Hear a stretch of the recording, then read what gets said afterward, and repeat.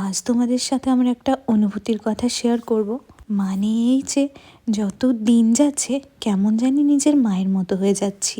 হ্যাঁ, অনেকেই নিশ্চয়ই বলবে মেয়ে তো মায়ের মতো হতেই পারে, কিন্তু আমি বলতে চাইছি মায়ের যে সমস্ত জিনিসগুলো নিয়ে একটা টাইম আমি খুবই বকাবকি করতাম মাকে, বা বলতে পারো একটু হলেও অপছন্দ করতাম এই জিনিসগুলো, এখন যত বড় হচ্ছি, এক কথায় বুড়ো হচ্ছি, দিন দিন দেখছি মায়ের সেই স্বভাবগুলো আমার মধ্যেও চলে আসছে।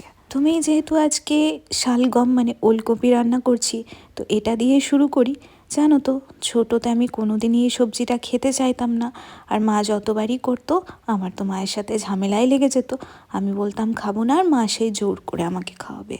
এখন বড় হয়ে এই অবস্থায় এসে এখন এইসব সবজি খেতে আবার বেশ ভালো লাগছে।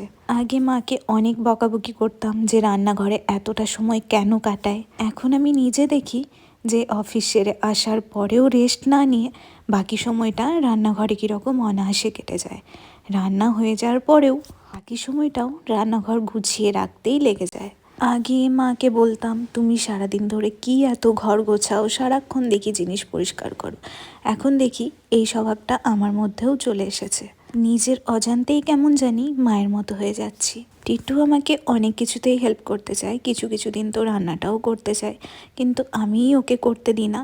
কারণ ওই যে বললাম দিন দিন মায়ের মতো হয়ে যাচ্ছি, সবটাই একা সামলে নিতে ইচ্ছা করে, যাতে আর কারো কোনো কষ্ট না হয়। আচ্ছা, আমি কি একাই, নাকি আমার মতো তোমরাও অনেকে একই রকম ফিল করো? আমাকে কিন্তু অবশ্যই জানিও।